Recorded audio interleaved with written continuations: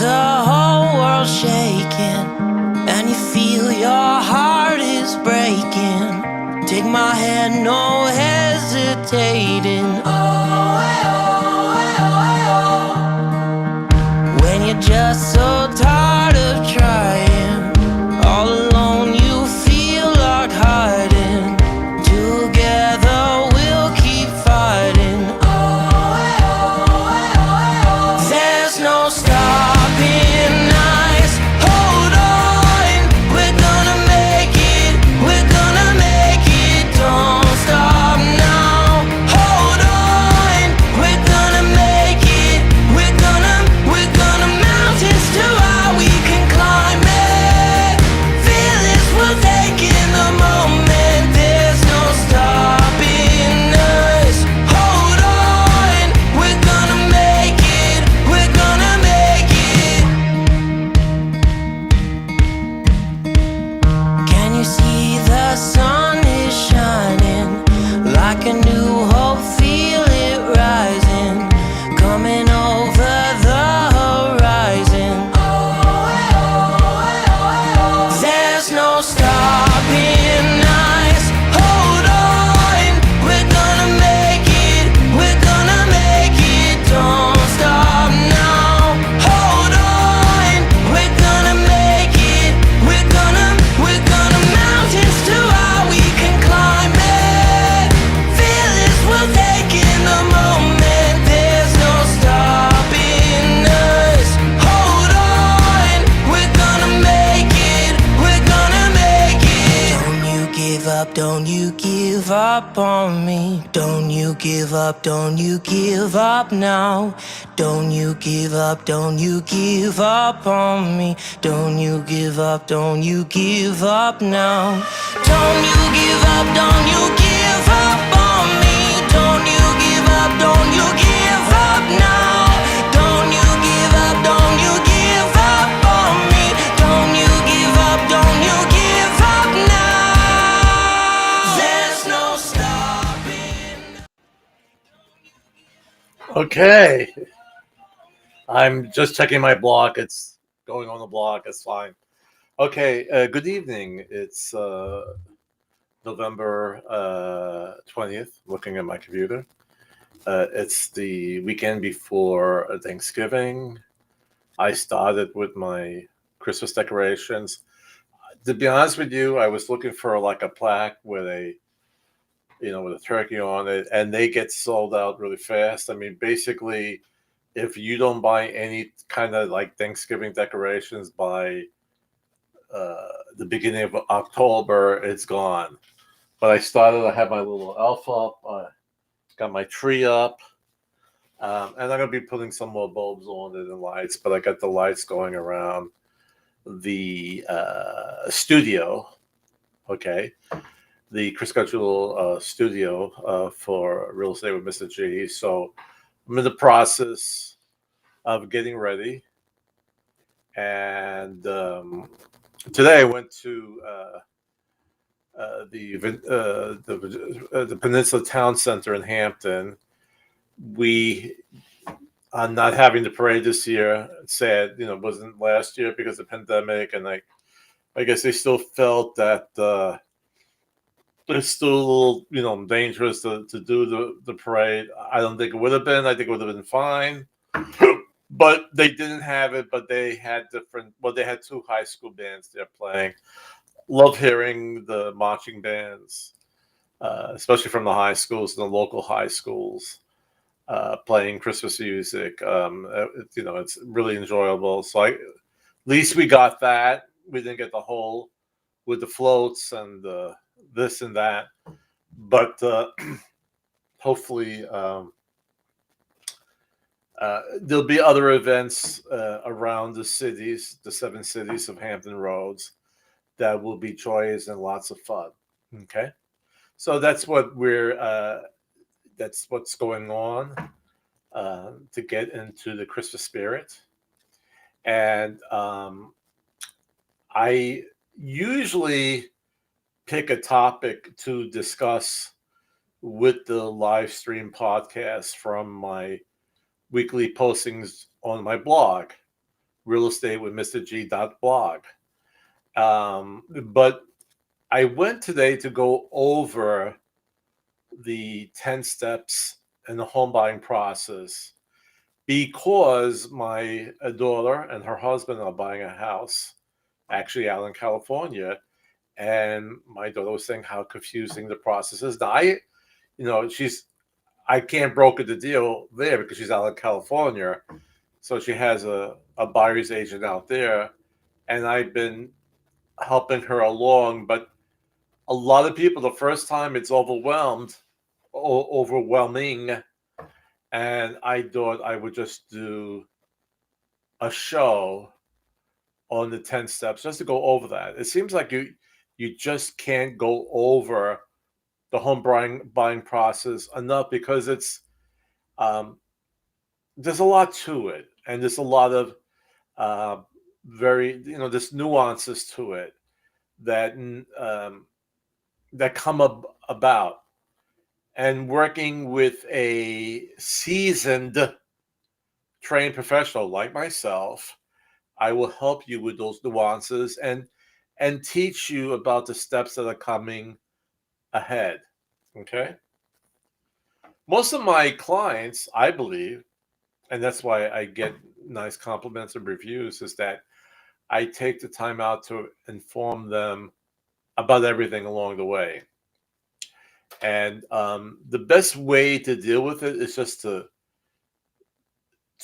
you don't want your clients, my buyers and sellers, just to be shocked, right? Before we start this journey, I like to go over what to expect. And even once we plot it out, there's always other roadblocks along the way. I sometimes get nervous when the deal goes too well because there's usually something that just goes a little, off keel, but then we get it worked out. But it's a long, I don't want to say difficult process, but if you're not in the world of finance, if you're not in the world of real estate, things come up that have to be taken care of. There are situations that come about that have to be worked upon, okay? And a lot of things have to be explained. So we're going to do that today as much as I can, as much as possible. So let's do our little introduction, and then we'll go right into the matter for today.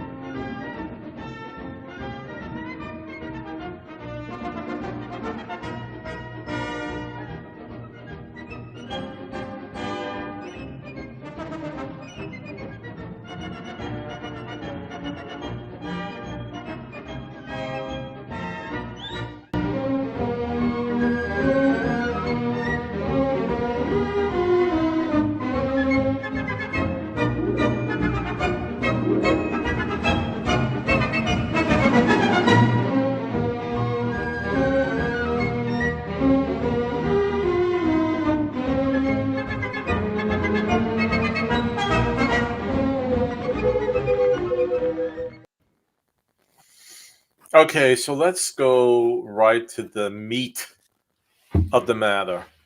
And by the way, first I was going to use my 10 steps in the home buying process that I actually wrote up a few years ago, and I tweaked it a little bit more.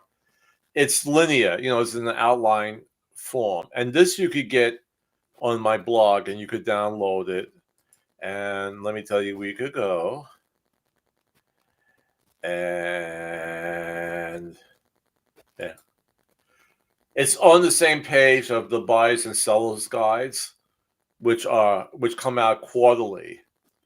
All right. So right now we have the fall buyers and seller guides. Soon, probably by next month, as soon as we get close to the change of the season, we're going to get into winter. I should have the winter guides out. But on that same page, I put my 10 steps in the home buying process. But what I'm going to use is one that was actually put together by my company, EXP, which is more in a kind of a chart form. It might be easier to follow. So we'll go over that. I'll actually, during the week, upload this chart as well to my blog, and it'll be on the same page. So let's get it up over here, and I will go to the side. And now I'll just hide this so we'll have more room. What's nice about this is that I could stay here. Usually when I have to scroll down, I have to go to another window and scroll it, but now I could see everything here.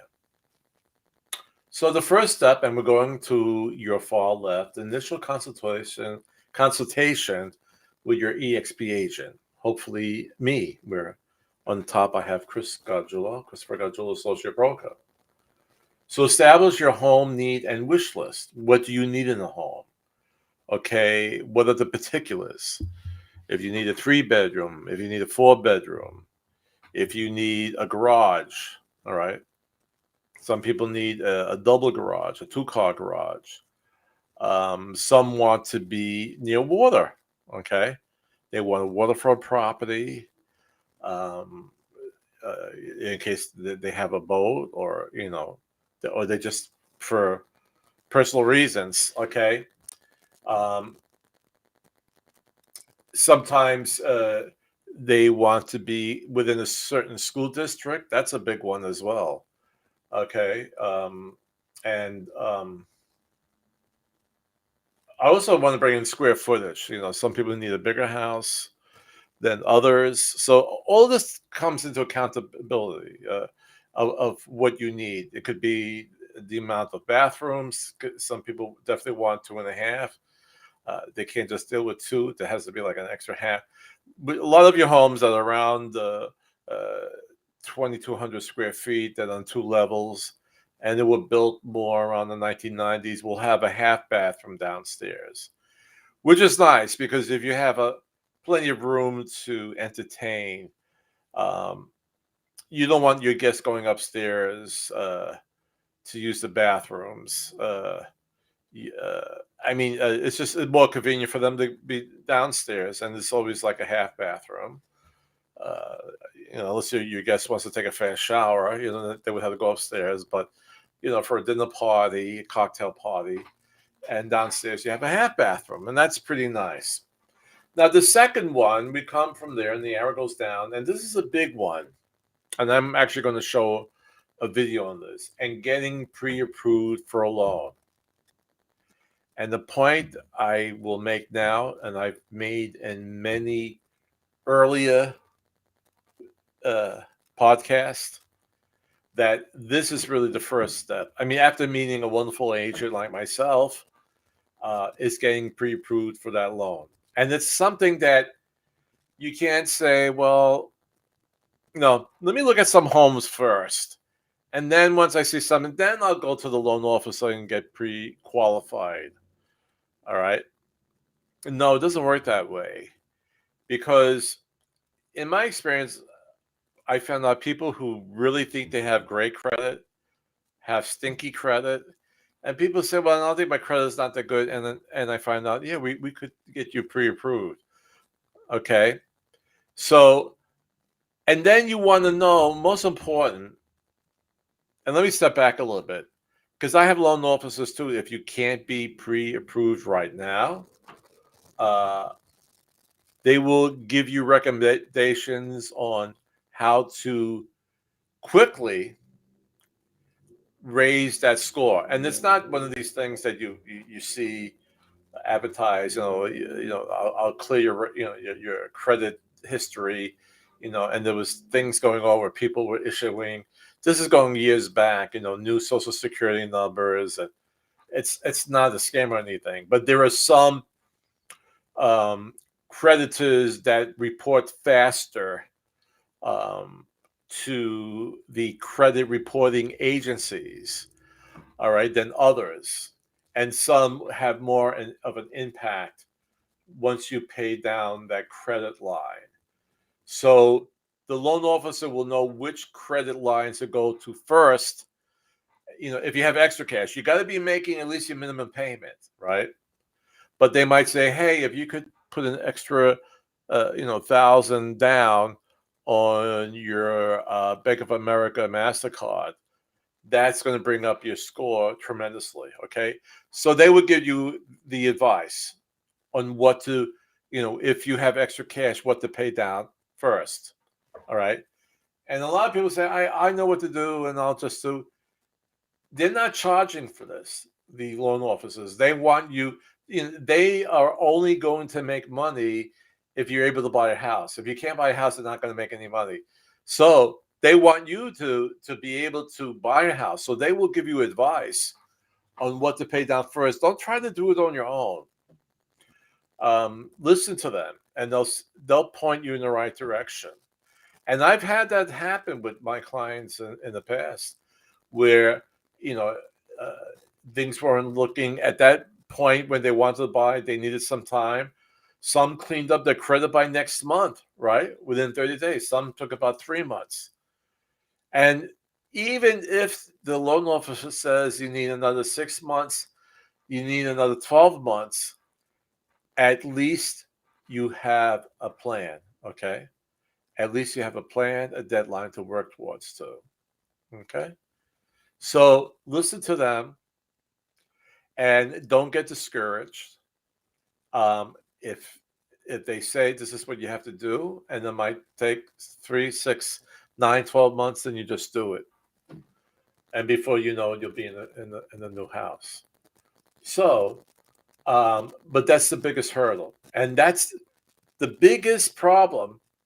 And I know it's not only me, it's with all real estate agents, is pushing their buyers to get pre-approved. I have so many people looking for homes, and we get leads from everywhere, and they say, "Oh, I want to see that." And then you say, "Okay, here's contact information of a loan officer that I worked with in the past. We have a great working relationship. They contact me all the time, even late at night if there's an issue, and we'll get you closed, but you got to call them." All right. And maybe I'll stop for a second. And there's a difference between pre-qualified and pre-approved. Pre-qualified means that you're speaking to the loan officer over the phone, could be over the phone. You tell him or her how much money you make, what's your income. They will then look at your credit report. And this is like very vague right now. And saying, okay, if all of this is true, if this is how much you make, and with your credit looking at right now, I could approve you up to, let's say, 300,000. So that's a pre-qualification, because they really haven't substantiated that income. So once they now, at that point, you start sending in your W-2s, your tax returns, your bank statements, and now they have the hard evidence and saying, okay, this person is making $52,000 a year. All right, I have it in front of me. Everything looks good. And then they'll bring it down to the underwriter, who then is the one that puts a stamp on it. And they'll go through it with a fine tooth and comb. All right. They'll be even more strict about it. And at times, I'm kind of going off course because I wanted to go through these whole steps. But I got to stop on this, because this is the biggest hurdle to get over, is to get that pre-qualification and then pre-approval. Okay. But even once you've been pre-qualified by the loan officer, sometimes the underwriter would say, well, I need to see some further documents on a certain issue. Okay. It doesn't mean you're not going to get the loan. It just needs to they have to make sure that you are getting, for example, a certain amount of income coming in. Okay. I also have a lot of times situations when you have a buyer who's been divorced, and to know exactly who's paying what and what he or she's liable for. in the divorce. Sometimes there's more paperwork needed for that type of situation, okay? Or if you're getting income, let's say from rental properties. And I had a situation where this person had rental properties in the Caribbean, and the people who were renting it in the Caribbean were just putting cash in his bank account, and there was no like checks clearing, whatever, and there was no way to really prove that this money was coming from renters for his properties. We lost the deal, okay? In that situation, we did lose the deal. But these things come up. I mean, again, the majority of the times when the underwriter is asking for additional paperwork doesn't mean that the deal is dead. They just have to make sure all the ducks are in a row. Remember in 2007, 2008, we had like a big crash. All right. And, this when the real estate bubble burst and a lot of people lost their homes. They got homes that they really could not afford. And that's a whole other podcast. I don't want to go off onto another tangent. But just because of that, underwriters have to be more and more careful now when they do the final pre-approval. Okay. All right. So let's go back to our chart. So actually, what they say here, what I brought up to, if you need credit repair, and again, I'm on the lower left-hand corner of the chart. If you need credit repair, if necessary, work with a credit repair specialist. Delay next steps while credit repair and credit approval is underway. All right. So they're saying, in other words, you have to be pre-qualified. Okay. So if there's a little roadblock here and there are things that you're working on, don't go and don't ask your real estate agent to start looking at homes, because if you need like 3 months to get your credit back to where it should be, the homes that are available now in today's market will not be there in 3 months. So at that point, if your credit needs repair, just keep on doing what the loan officer is saying, a credit repair specialist is saying. Just do what you have to do. So once your credit repair is completed, we go to the top here. Inspect your new home. See, here they're actually, they're jumping to right away that you found a home. Okay. But at that point, once your credit is up to par and the loan officer issues a pre-qualified letter, we could start looking at homes, because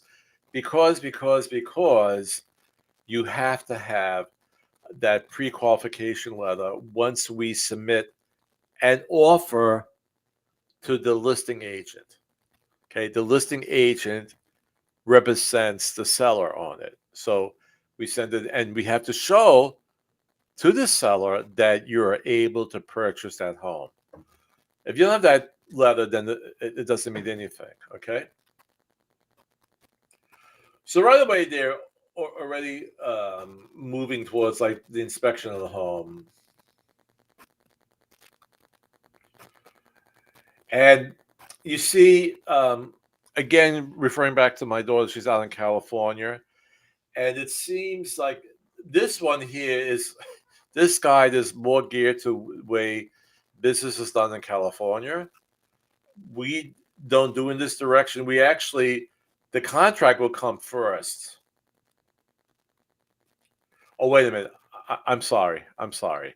I had a long day. Okay. I'm actually looking to the top here. I really apologize. It goes to make an offer on your new home. Your EXP agent will advise you and prepare the offer.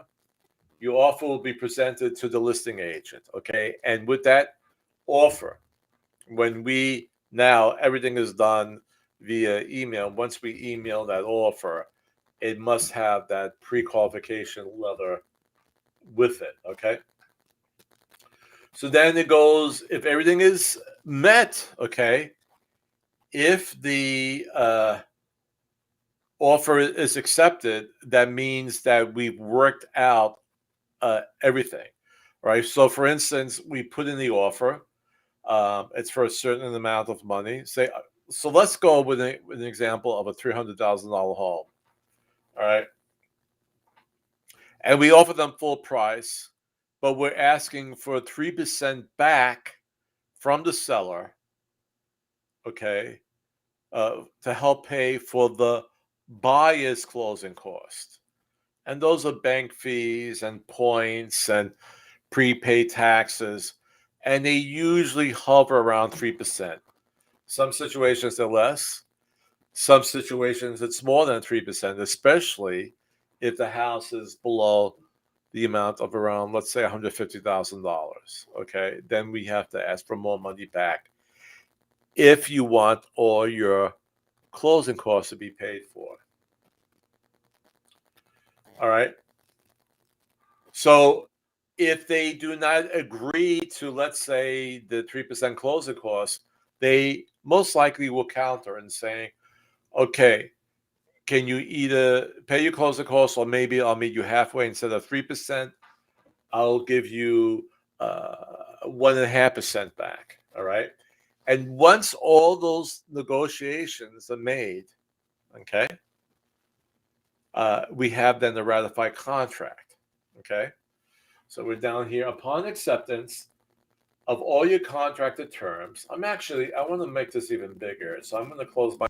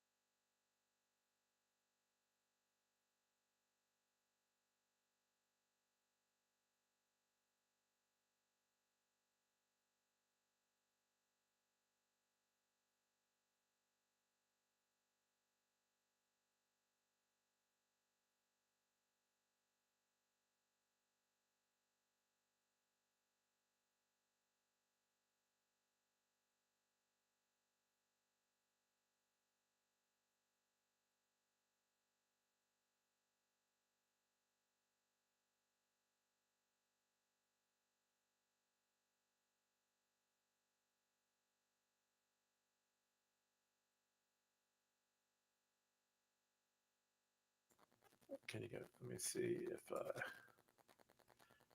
saying that this is a gift that um, it does not have to be paid back, or it's not going to be paid back. I'm not asking for it to being paid back. The relative who's giving it to you, or the friend that's giving it to you, is giving to you as a gift, right? When someone gives you a gift, they don't say, "Okay, can you give me the cost me $50 and you give me the 50?" No, it's a gift. There's no repayment because if it was a loan, okay, that adds more to your debt to income, and that could screw things up a lot. All right, especially if you're right at the ratios, which is another. You see, the more I talk about these things, it branches out to more things that we could include in this discussion. All right, there's always something else. Well, what does that mean? Those ratios, okay? So that's not a good thing. So it has to be a gift letter, meaning uh, it doesn't have to be paid back. Now, on your own, you could say, I'm going to pay you back, okay, but it would be just your word. Then you're going to give it back because it can't be in writing, right? It's a gift. So if you said to your parent or to a relative or to a friend, I'm going to pay you back, and you don't, and and they want to take you to court, you say, well, here's a gift letter. They gave it to me as a gift, Um, so that's one way of going about it. So that earnest money deposit really has to be your money. All right, it has to be within your banking account within the last prior 2 months to the ratification of your contract. Okay. See, like I said, it gets tricky. That's why you need a trusted professional. All right, so now we're gonna go to the other tricky part, which is title work, and I'm gonna close myself.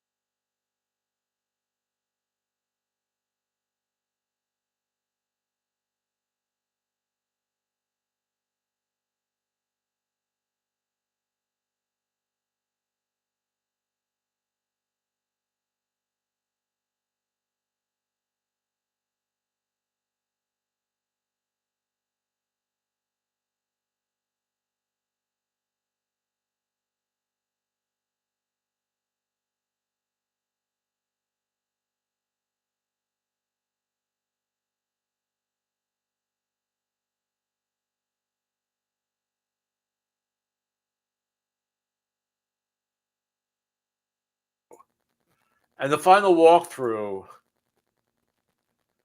happens right before closing, okay? And let's say you ask them to shampoo the rugs, all right? You go there and you expect this, okay, the rugs have been shampooed, that's fine. I asked them to straighten out that cabinet, they did that, okay? So whatever you ask to be repaired, you go make sure that it has been repaired.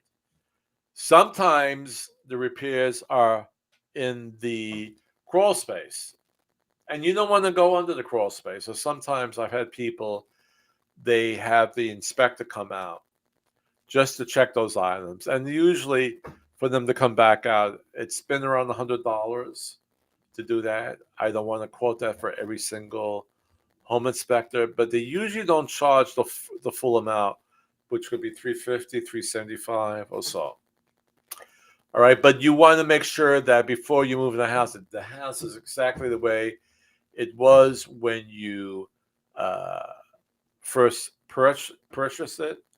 That if you had repairs done, you want to make sure those repairs have been done. And we don't have this happening so much now, but when the stainless steel appliance came out, they were very expensive. So sellers would show the home with a brand new refrigerator and a brand new stove and a brand new microwave, all stainless steel, and the dishwasher. But what they did when they were getting ready to move, they put back all the old appliances. And what you want to make sure that all those appliances that you saw when you first fell in love with the property is there. Okay.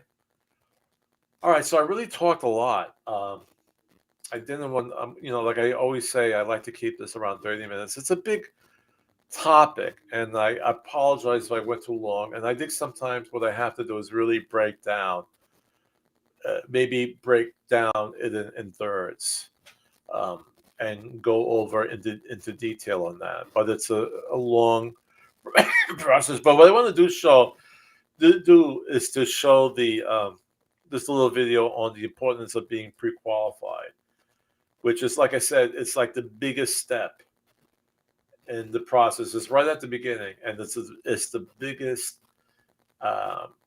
task that I need so many of my buyers to do, and they always put it off.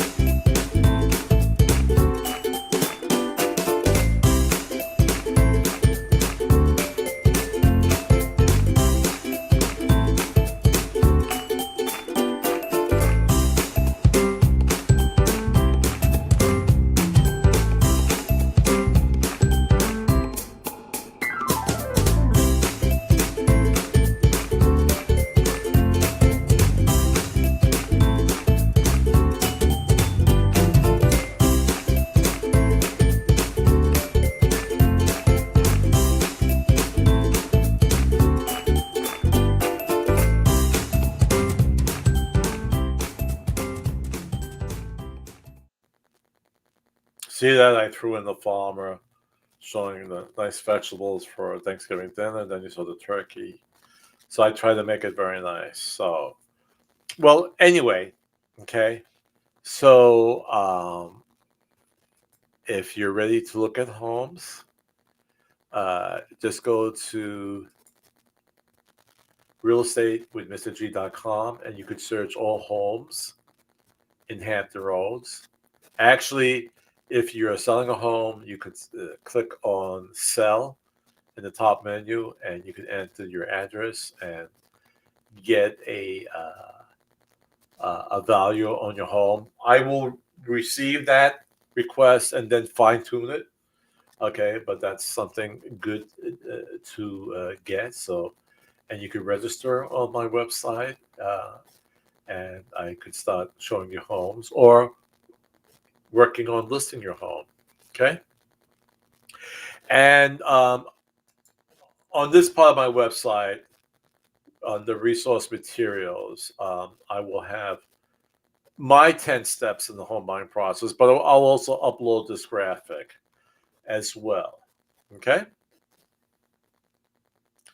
So, with that being said, I hear that from my producer that we have a famous celebrity in the audience, and it's actually nice for the beginning of the Christmas season that we have this guest. So who is it, William?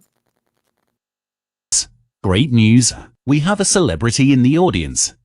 He was an American singer, musician, and actor known for his many appearances on Ed Sullivan and his recording of the song I Saw Mommy Kissing Santa Claus. Ladies and gentlemen, little Jimmy Boyd.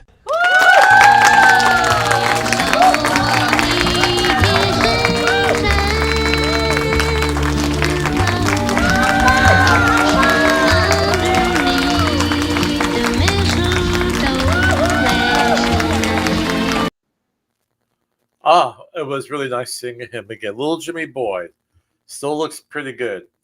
Okay, so I have to say, our next show will be after Thanksgiving.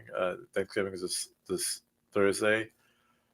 I wish you the happiest Thanksgiving. I pray that you could be with your families. You might not have been able to be with them last year, or you said the heck with these rules, but I just hope you have a joyous and loving Thanksgiving. All right, and then as we move along to the Christmas season, so be kind to each other. If you haven't been vaccinated, I would say please get vaccinated, and if you have not, please wear your mask. And remember, the greatest power we have is to love, and the greatest gift, each other. I'll see you next week, and happy Thanksgiving again.